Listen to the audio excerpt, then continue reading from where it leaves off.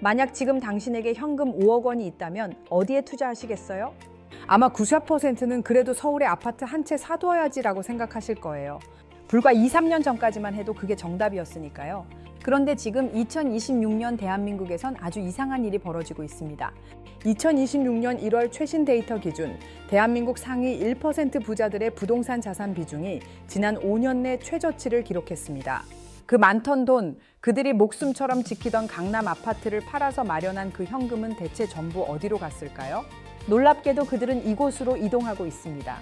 그리고 더 놀라운 사실은 이 흐름 속에 평범한 여러분이 5억이라는 종자돈을 가장 빠르게 만들 수 있는 비밀이 숨어 있다는 겁니다.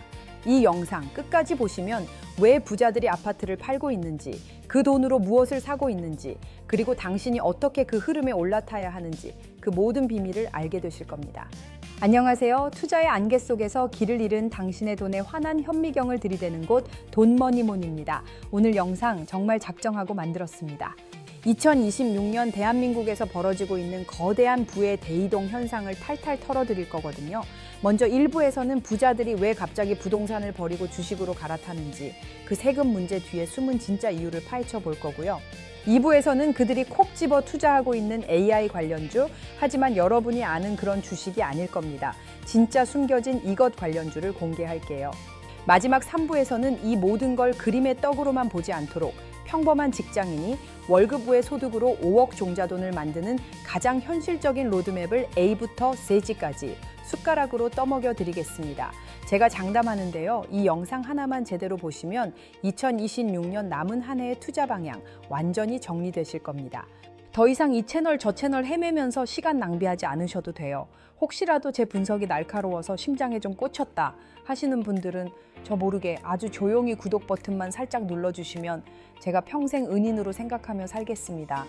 자, 그럼 진짜 이야기를 시작해보죠. 부자들이 부동산을 떠난다. 이 말을 들으면 어떤 생각이 드세요? 이걸 아주 쉽게 비유해 볼게요. 부동산은 마치 커다랗고 무거운 쌀가마니 같고요. 주식이나 채권 같은 금융자산은 가볍고 옮기기 쉬운 쌀포대 같아요. 예전에는 쌀가마니가 크고 묵직해서 아주 든든했죠. 한 번 두면 10년, 20년은 끄떡없었으니까요. 그런데 언젠가부터 이 쌀가마니에 벌레가 너무 많이 생기기 시작한 거예요. 네, 바로 세금이라는 벌레죠. 가만히 놔둬도 매년 쌀을 파먹고 누구에게 물려주려고 해도 엄청나게 떼어가고 팔려고 해도 남는 게 별로 없는 상황이 된 겁니다. 그러니 이제 영리한 사람들은 무겁기만 한 쌀가마니를 버리고 언제든 가볍게 옮길 수 있는 여러 개의 쌀포대로 옮겨 담기 시작한 거예요. 이게 바로 2026년 자산시장의 핵심입니다. 물론 어떤 분들은 이렇게 반박하실 수 있어요. 에이, 그래도 대한민국은 강남 불패 아니야? 부자들이 바보도 아니고 여전히 부동산으로 돈 제일 많이 벌겠지. 이게 바로 가장 흔한 오해입니다. 반은 맞고 반은 틀린 말이에요. 물론 강남 아파트 가격이 폭락하진 않겠죠.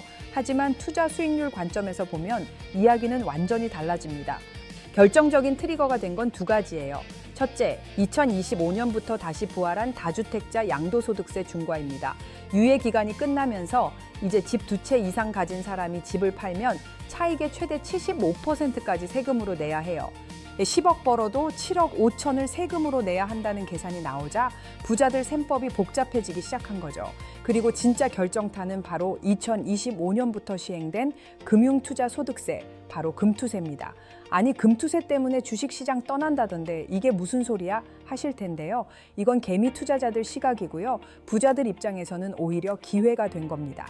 금투세는 주식, 펀드 등 금융투자로 연 5천만 원 넘게 번 돈에 대해 22%, 27.5%의 세금을 매기는 제도죠. 보세요. 부동산으로 10억 벌면 최대 7억 5천을 세금으로 내는데 주식으로 10억을 벌면 대략 2억 7천 정도만 내면 되는 거예요. 세후 수익에서 거의 5억 가까이 차이가 나는 말도 안 되는 세금 역전 현상이 발생한 겁니다.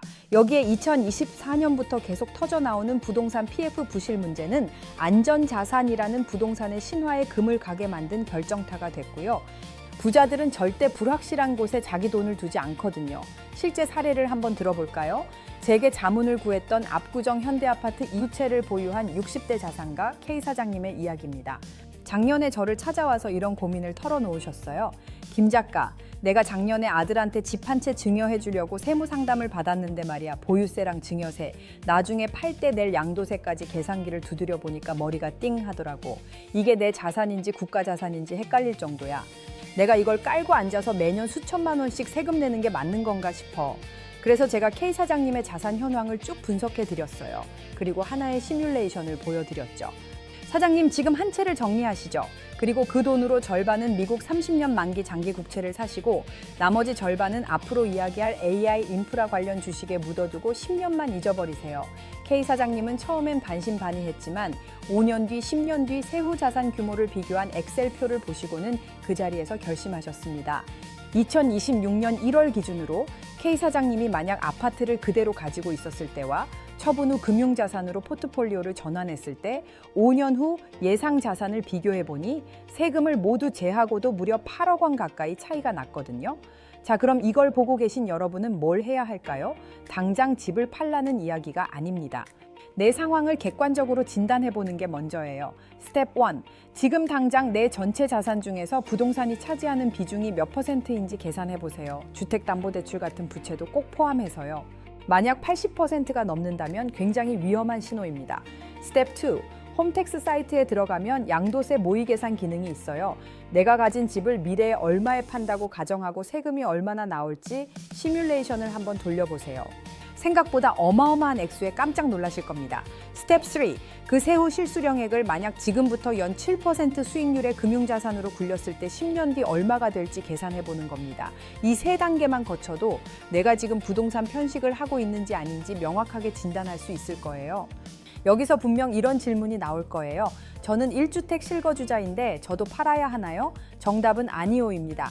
오늘 이야기의 핵심은 투자 자산으로서의 부동산 매력도가 과거에 비해 크게 감소했다는 것이지 내가 편안하게 발 뻗고 잘 거주의 가치와는 다른 문제입니다. 이 점은 절대 오해하시면 안 돼요. 오늘의 이야기는 자산 증식을 목표로 하는 다주택자나 갭 투자자들의 포트폴리오 조정에 대한 이야기입니다. 자, 그럼 이제 진짜 궁금한 게 나오죠?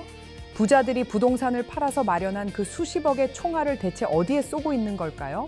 모두가 아는 그런 뻔한 기술주가 아닙니다. 진짜 돈 냄새를 기가 막히게 맡는 사람들은요, 화려한 AI의 무대 뒤, 어둡고 칙칙한 뒷골목으로 조용히 들어가고 있습니다. 여러분, 1850년대 미국 서부를 휩쓸었던 골드러시 이야기 아시죠? 수많은 사람들이 금을 캐서 대박을 터뜨리겠다며 몰려들었지만 대부분은 돈 한 푼 못 벌고 돌아갔어요.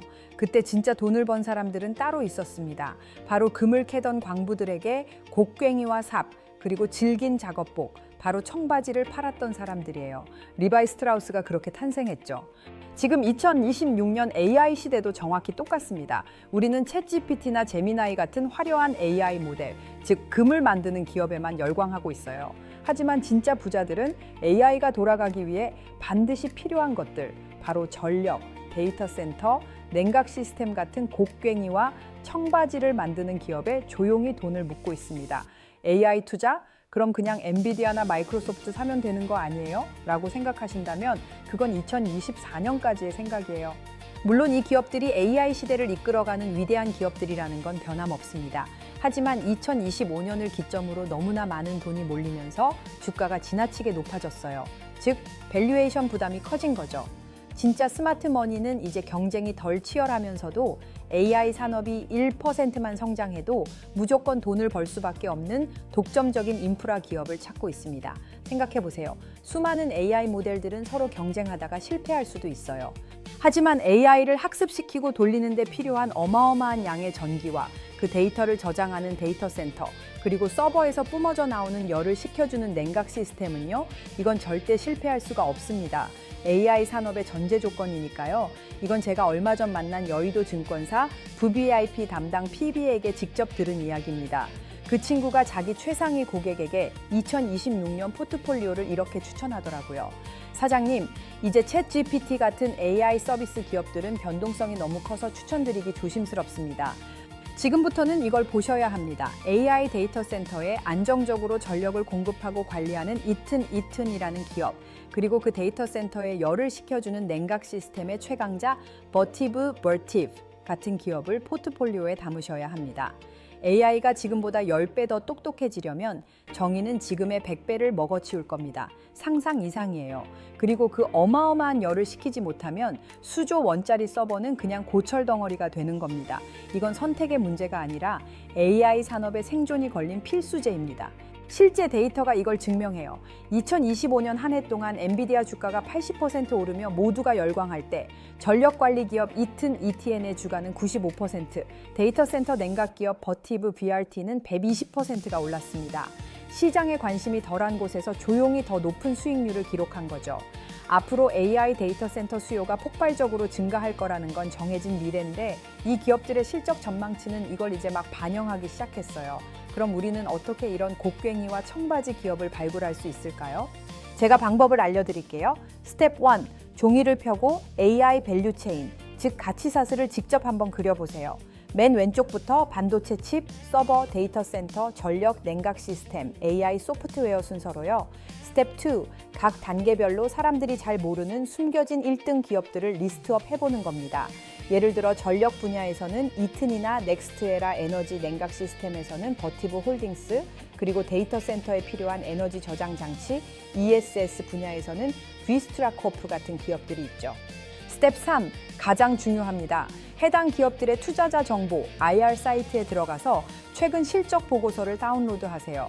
그리고 AI 혹은 데이터 센터라는 단어가 몇 번이나 언급되는지, 그리고 관련 매출 비중이 얼마나 빠르게 늘고 있는지 직접 확인하는 겁니다. 이 간단한 3단계만으로도 당신은 99%의 개인 투자자보다 훨씬 앞서 나갈 수 있습니다. 분명히 이런 질문도 있으실 거예요. 아, 너무 어려운 미국 주식들 뿐이네요. 국내 기업 중에는 없나요? 왜 없겠습니까? 당연히 있습니다.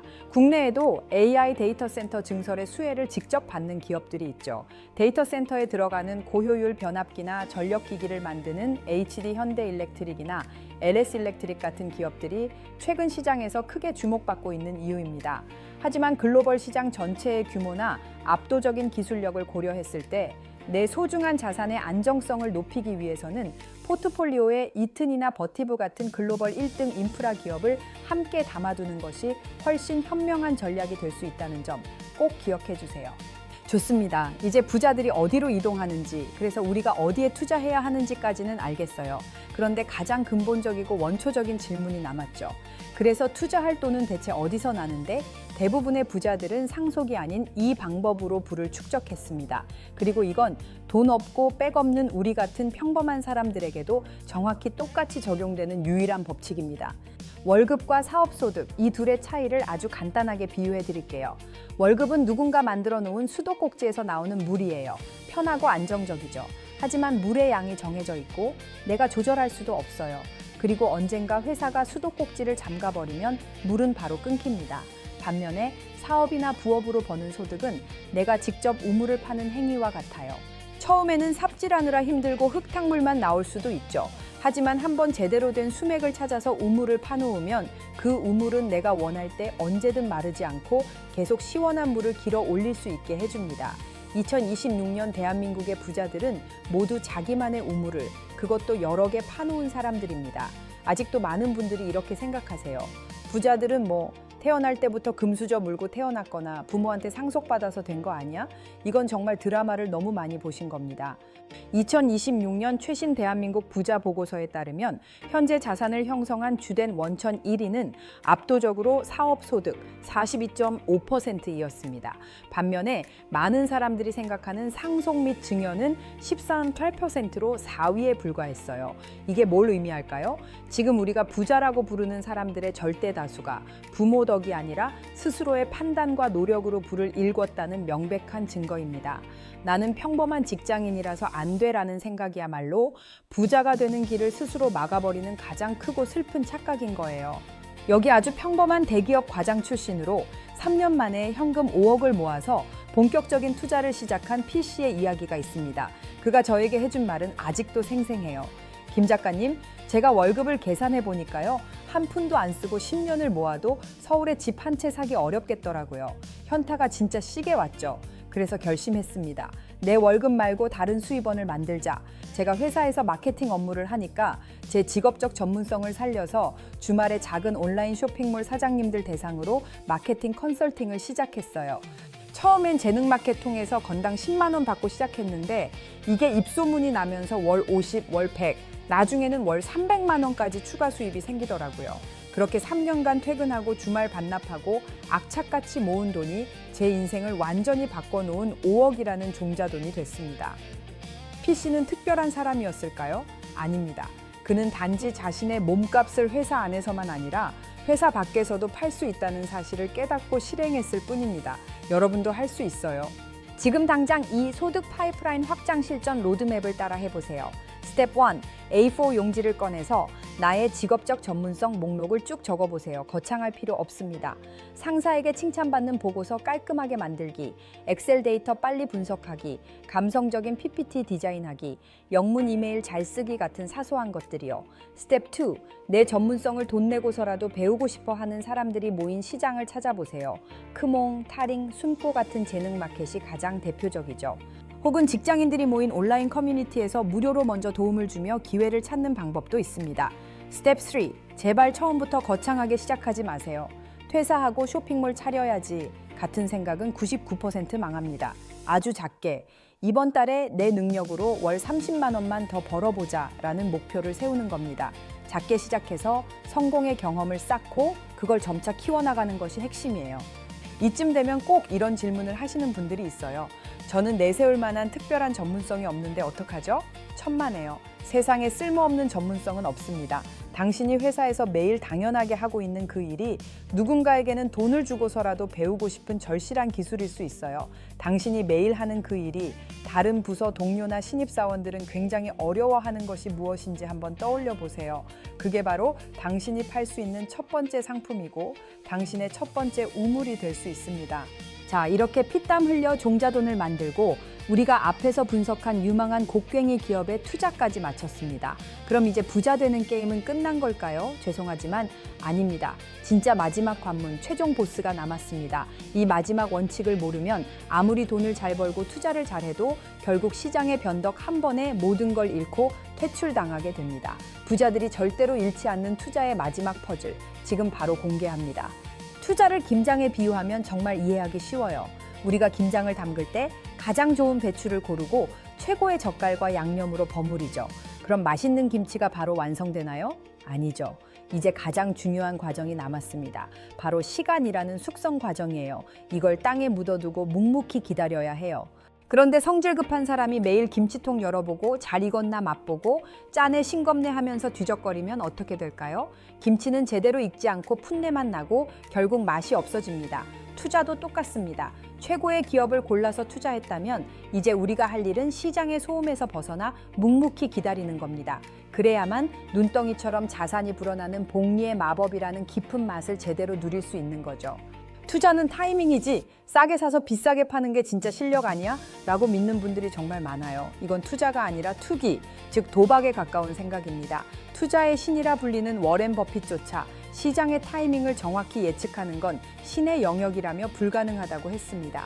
부자들의 진짜 무기는 남들보다 빠른 정보가 아니라 시장의 공포를 이겨내는 인내심입니다.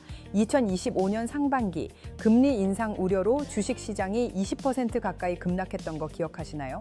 그때 공포에 질려서 주식은 역시 위험해라며 모든 걸 팔고 떠난 사람들과 좋은 기업이 싸졌네, 이럴 때일수록 원칙을 지켜야지라며 묵묵히 버티거나 오히려 추가 매수한 사람들의 2026년 현재 계좌는 아마 하늘과 땅 차이일 겁니다. 2008년 글로벌 금융위기 때 투자를 시작해서 15년 만에 30억 원의 자산을 만든 한 의사 선생님의 인터뷰가 떠오르네요. 그분은 이렇게 말했습니다. 제가 의사라는 직업을 가지고 있었기 때문에 남들보다는 헬스케어 산업이나 바이오 기술의 흐름을 반 박자 정도는 빨리 읽을 수 있었던 건 사실입니다. 하지만 그게 제 성공의 핵심은 아니었어요. 진짜 중요했던 건 제가 투자한 회사의 주가가 반토막, 심지어 3분의 1 토막이 나도 이 산업의 본질은 변하지 않았고 이 기업은 망하지 않는다는 믿음을 가지고 10년 넘게 버텨냈다는 겁니다. 신기한 건 제 계좌 자산의 80%는 마지막 3년에 만들어졌다는 거예요. 사람들은 이걸 복리의 마법이라고 부르더군요. 이 의사 선생님처럼 우리도 시장의 변동성을 이겨낼 멘탈 관리법이 필요합니다. 거창한 게 아니에요. 딱 3가지만 실천해 보세요. 스텝 1. 어떤 주식을 사기 전에 스스로에게 약속하세요. 이 돈은 최소 10년은 꺼내 쓰지 않을 돈이다 라는 원칙을 세우는 겁니다. 1년 뒤에 써야 할 전세 자금으로 투자하니까 마음이 조급해지고 작은 하락에도 손절하게 되는 거예요. 스텝 2. 제발 매일 주가 확인하는 습관부터 버리세요. 스마트폰의 주식 앱 MTS를 아예 삭제하거나 최소한 알림이라도 꺼두세요. 주가를 자주 볼수록 당신은 투자자가 아니라 도박사가 될 확률이 높아집니다. 스텝 3. 종이에 나만의 투자 원칙을 크게 적어서 책상 앞에 붙여놓으세요. 그리고 시장이 폭락해서 공포감이 밀려올 때마다 그 글을 읽으세요. 예를 들면 시장의 폭락은 우량 기업을 싸게 살 유일한 기회다. 와 같이 말이죠. 마지막으로 이런 질문이 있을 수 있어요. 10년은 너무 길어요. 좀 더 빠른 방법은 없나요? 더 빠른 방법은 당연히 있습니다. 하지만 그 방법은 필연적으로 당신의 모든 것을 잃을 수 있는 더 높은 위험을 동반합니다. 우리가 부자가 되려는 궁극적인 이유가 뭔가요? 돈 때문에 더 이상 불안해하지 않고 사랑하는 사람들과 행복하게 살기 위해서잖아요. 매일매일 차트만 쳐다보며 피말리는 단타 매매로 스트레스 받으며 버는 10억과 내 본업에 충실하고 가족과 시간을 보내는 동안 10년이라는 시간이 만들어준 10억. 당신은 어떤 돈을 원하시나요? 투자의 목적을 다시 한번 진지하게 생각해 보셨으면 좋겠습니다. 자, 오늘 정말 긴 이야기였는데요. 2026년 부의 지도를 정리해 보겠습니다. 첫째, 거대한 부의 흐름은 이제 세금 문제와 불확실성 때문에 부동산에서 금융자산으로 넘어가고 있습니다. 둘째, AI 시대의 진짜 기회는 모두가 아는 화려한 기술주가 아니라 AI 산업을 묵묵히 지탱하는 전력, 냉각 시스템 같은 인프라 기업에 숨어 있습니다. 셋째, 이 모든 투자의 전제 조건인 종자돈 5억은 월급만으로는 너무 오래 걸립니다. 당신이 가진 직업적 전문성을 활용해 월 30만 원이라도 좋으니 추가 소득 파이프라인을 반드시 만들어야 합니다. 오늘 영상 보시고 너무 많은 걸 하려고 하지 마세요. 딱 한 가지만 실천해 보세요. 오늘 퇴근하고 집에 가셔서 딱 30분만 A4 용지를 꺼내놓고 내가 가진 능력으로 월 10만 원이라도 더 벌 수 있는 방법은 뭐가 있을까를 진지하게 한번 적어보는 겁니다. 시작은 그렇게 작아도 괜찮습니다. 그 작은 날갯짓이 당신의 경제적 운명을 바꿀 태풍의 시작이 될 수 있습니다. 영상 맨 처음에 던졌던 질문 기억나시나요? 5억 원이 있다면 어디에 투자하시겠어요? 이제 그 질문에 대한 저의 최종적인 답을 드리면서 영상을 마무리할까 합니다. 어쩌면 진짜 중요한 질문은 5억을 어떻게 투자할까가 아니라 5억을 어떻게 만들어낼 것인가가 아니었을까요? 내 힘으로 돈을 벌고 아껴 쓰고 그걸 불려나가는 그 지루하고 고통스러운 과정 속에서 얻게 되는 경험과 지혜, 그리고 인내심이야말로 5억 원보다 훨씬 더 소중한 진짜 자산이라는 것을요. 오늘 이야기가 2026년 당신의 자산 로드맵을 그리는데 작은 등대가 되었기를 진심으로 바랍니다. 다음 주에는 더 날카롭고 현실적인 돈 이야기로 돌아오겠습니다. 지금까지 당신의 돈에 현미경을 들이대는 곳 돈머니몬이었습니다. 감사합니다.